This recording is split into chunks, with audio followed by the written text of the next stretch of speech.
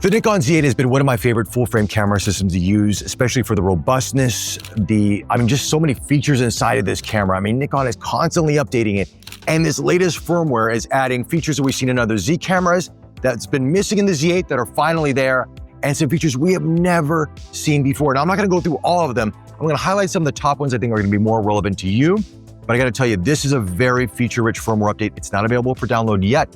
It will be very soon. These are my thoughts and my thoughts only. Let's talk about these right now. All right, first and foremost, we have subject detection in manual focus. We finally have this. We saw this in the ZF, the Z6 III, the Z5 II.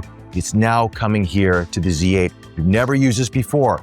You can actually detect your subjects, your eyes, the face, animals, people, what have you, with manual focusing lenses. This is awesome. I absolutely love it. It is now available in the Z8. Next feature I think is gonna help a lot of people out there. If you ever shot in, let's say, concerts or sporting arenas with those LED panels and they're flickering even whatever, maybe you're in a lighting situation with artificial lights and it flickers, right?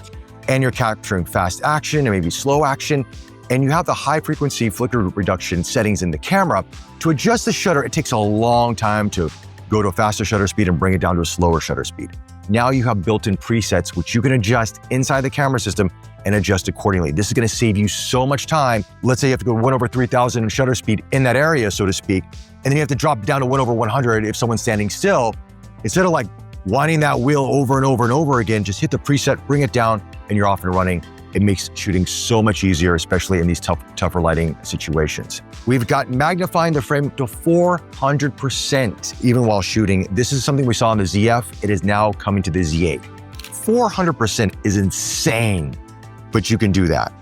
This is gonna be, I think for those who really want critical focus, you're gonna love this. Or maybe you're shooting sports or wildlife and you wanna make sure you're nailing focus, this is gonna help you.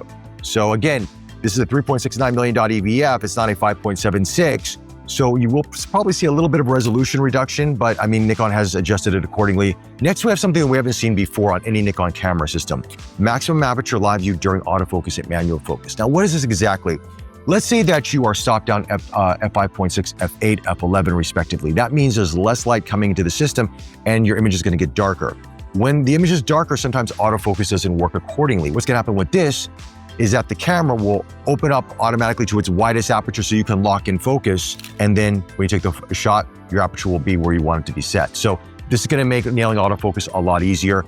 And I will say, besides that, I have noticed overall, the autofocusing seems to be a little bit snappier. This is not something that's gonna be night and day from the previous firmware or the current firmware on the Z8, but I've noticed it to be a little bit more responsive. So those are just my real world experiences on that. All right, let's move over to something that I think for the video people out there. If you shoot an N-Log and you like these red Nikon Luts, but you wanna get a preview of what that's like when you're shooting in log, you now can do that inside of this. These Luts are really cool, but they have a very interesting kind of color profile to them, and it may work for certain scenes or not. Now this makes it a lot easier. Let's talk about a feature that I haven't seen on any other camera system thus far. One of two, because there's another one as well.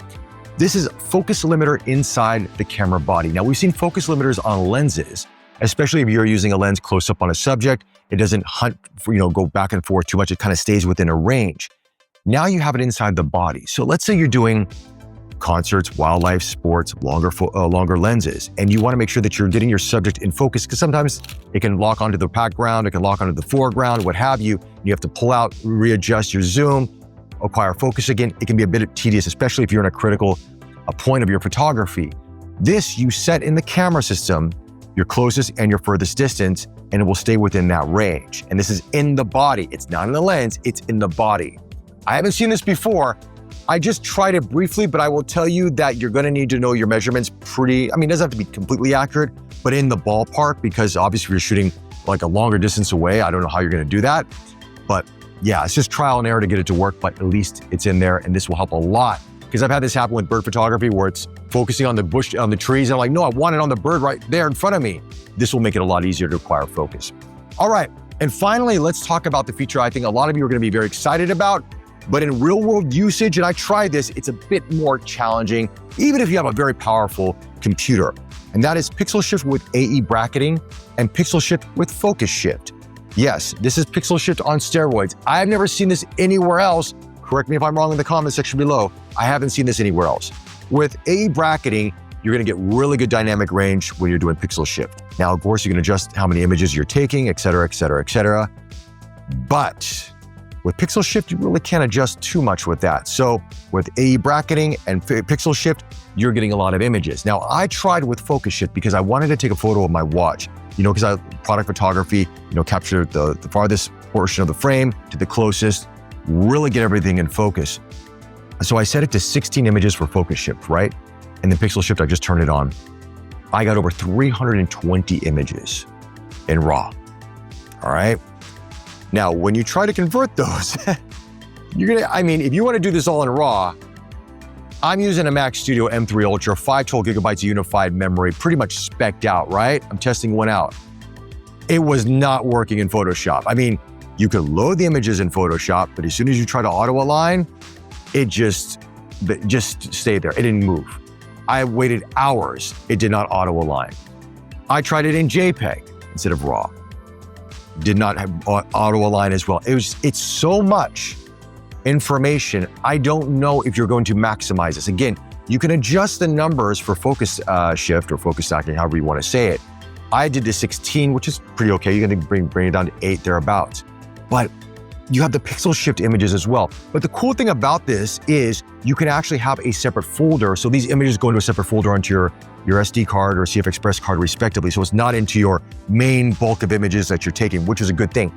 The problem is I don't know how to stack it because it's just too much information. These files are just too big. So again, pre-production, don't know if they'll fix this. Maybe there'll be a workaround or with Photoshop, or you'll probably have to use some special software. I know there's other special software out there for focus stacking, but Photoshop should do it, right? It did it for me before with other camera systems.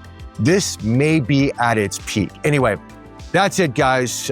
That's it for the firmware update. There's a lot more features inside of this, but these are just some of the highlights for you. If you like this video, hit that like button, subscribe to the channel. Thank you guys for the support. I'm here in Cupertino for WWDC. More content on the way. Take care, and I'll chat to you very, very soon. Bye.